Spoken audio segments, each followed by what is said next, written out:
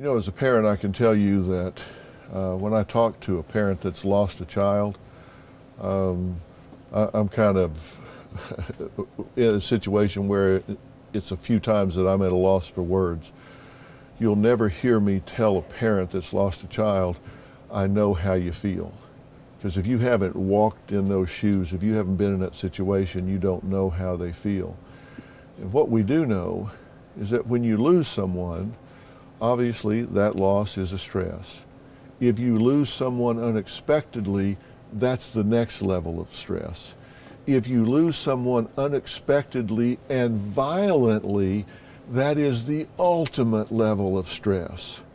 And then, if you don't have an explanation for how it happened, you have such unfinished emotional business, you never get to grieve because you're so busy trying to solve the puzzle, the problem, that it blocks your grief work, so you get stuck sometimes for years until you get some kind of answers. So if you're in that situation or you know somebody in that situation, understand the different levels and understand that grieving can take a lot of different paths.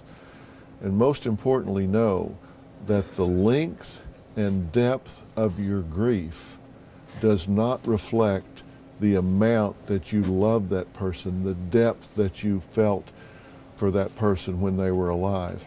Everybody grieves differently. My son, DAKOTA James, was murdered in 2017. My 24-year-old son, Will, was murdered in 2009. My son, Luke, was 21. He was murdered in 2006. My son, Todd, was 22. My son, Tommy, was murdered. Brian was 21 when he went missing. I'm convinced my son, Brian, was murdered. The East Coast does have a serial killer. Since 1997, hundreds of athletic, affluent, college-age men have been found dead in bodies of water from New York to Minnesota. Now, although nearly all of the cases have been classified as accidental or undetermined drownings, there's a theory that at least 40 of these victims have been killed by an organized underground gang, now referred to as the Smiley Face Killers.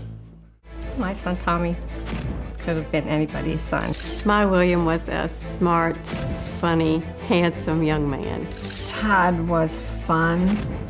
He was funny. Luke was really smart. He had enough credits to graduate in 3.5 years. Brian was just the kid next door, the boy you wanted to be yours. DAKOTA was just one of those type of people that you liked to be around, and I miss him every day.